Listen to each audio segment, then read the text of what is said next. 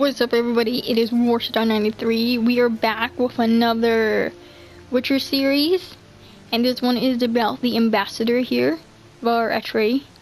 His real name is Henry, and he is the ambassador for the Nilfgaarden, as you can see, with their uniform, gold, black, and white is their literally main colors. Before we actually get into this, I was going to talk about him. So Henry is a noble who served as a diplomat to Nilfgaard for 13 years, first as a consul and later as an ambassador. He lived there in his Var Attre Villa in the rich district of Gildorf, which is in... I'll show you guys later on, because we're going to do a storyline on his twins' daughters. He informed Geralt of the political situation in the Northern Kingdom during the Witcher's visit to Vizima, which is here. He was the father of both Edna and Rosa, which we'll get into soon, in another time down the line. So he was a duke and the commander of the 7th Ymlats Infantry Regiment. Var Attre, Yennefer suggested I ask you about current events, the war and so on. Of course. The Emperor's servants should keep no secrets from each other. If you will, let us approach the map.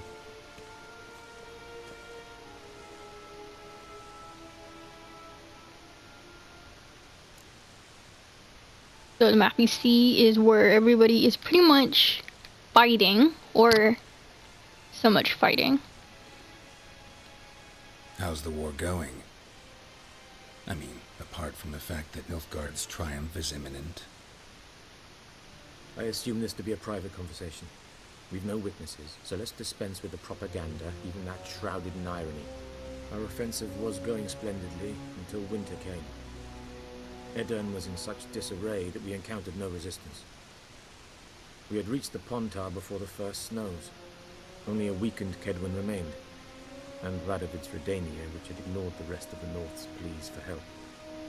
We thought they'd sue for peace, perhaps even submit to vassalization.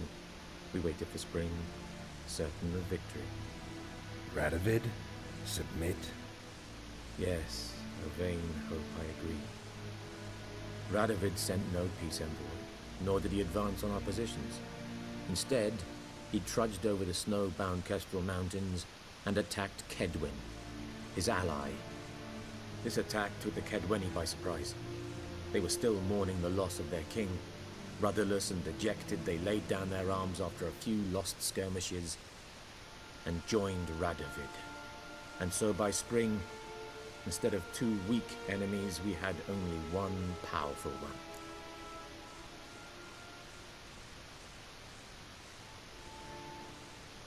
That admiration I hear in your voice? Radovid is our foe, but I cannot deny he is clever. He played us for fools, particularly dense ones at that. Returning to the war, this spring there was a massive battle in the marshes of Velen. Massive, yet indecisive. Both sides suffered enormous losses, unprecedented even. Radovid has retreated across the Pontar. He's safe for now, until reinforcements arrive from the south. Then Emperor Emir Var Emrys will deal with him once and for all. Couldn't you just go home? Save everyone a lot of marching, not to mention a few human lives. I'm afraid the stakes are too high to fold now. We can only go all in.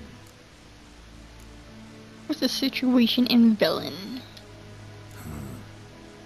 How do things look in Velen? As bad as ever, perhaps worse. This land never flowed with milk and honey, and now it flows with blood. Armies have swept through it several times, trampling fields, looting granaries, burning villages. Famine grips the populace. So how's ruling that earthly paradise going for you? Not well, to be honest. Our forces are spread thin as it is, and Velen is chiefly swampy forests that are difficult to control. We've had several patrols never return to their camps. Thus, We've temporarily delegated authority in this region to a certain Nordling, a former low-ranking officer in the Temerian army, one Philip Strenger, better known by his nom de guerre, the Bloody Baron. I advise you well. Avoid him. Speaking of the Baron, I think after this, we'll get into the next series, the Baron, and his little storyline. So what's new in Novigrad? Any news from Novigrad? Is the free city still free? Yes, although everyone knows this won't last. Radovid is in Oxenfurt, and the Emperor is here in Vizima, at Novigrad's doorstep, both. And both require coin and ships, and Novigrad can provide these. Which is why the mood in the city is rather, well, on edge. Meaning? How do men deal with fear? They seek reassurance and scapegoats.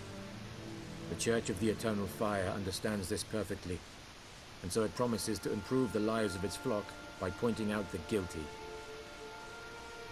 Who started the war? Who profits from it? Why, it's obvious. Mages, elves, dwarves, in a word, any and all deviants. I've been stationed in Novigrad for 13 years. First as a consul, then as ambassador. I've seen a great deal. Cruelty, cynicism, greed. But what is happening there now concerns me greatly. What's the latest from Skellig? And the Skellig is an island pretty much off of Vikings. And later down the road we'll get into that and all those quests. What's new in Skellige? Nothing. The islanders pride themselves on that, don't they? Doing everything according to tradition, as their forefathers did. And like their forefathers, they quarrel with each other, pillage, occasionally attack our transports. It is cumbersome, but nothing more. Skellige has always been a footnote to history, and so it shall remain. Sound awfully confident. What if King Bran manages to unite the Jarls? Lead all the clans against your fleet? King Bran is a feeble old man. From what I know, he barely remembers the names of his own vassals. Uniting all might prove difficult.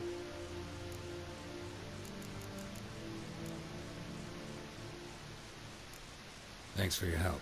Think nothing of it. May the great sun light your path.